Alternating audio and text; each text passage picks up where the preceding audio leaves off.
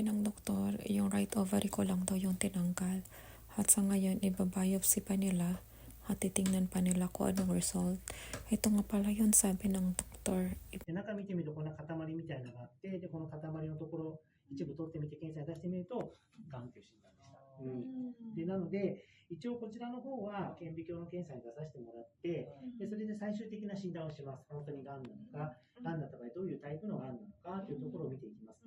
でその結果でさっきお話した通りこれで手術をおしまいにするのか、それとも追加でね、もう一回手術をしたりとか、抗がん剤の治療をお勧めしたりするのかというところは相談させていただこうと思います。Yung recovery, ang totoo lang hindi madali.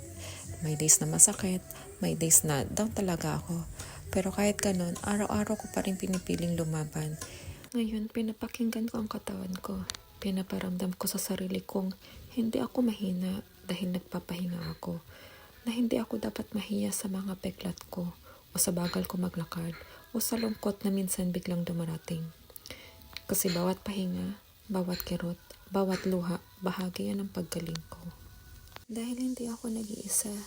Andiyan ang pamilya ko, andiyan ang mga kaibigan ko, andiyan ang mga katrabaho ko, at andiyan sa Lord na nag-guide sa akin.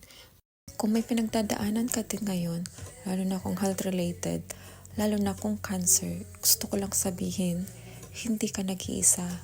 Kaya mo to. May pag-asa pa. At andito ako para sabihin na oo, mahirap, pero kayang lampasan. Salamat sa panonood at sana kahit paano naka-inspire ako sa iyo today. Ingat palagi.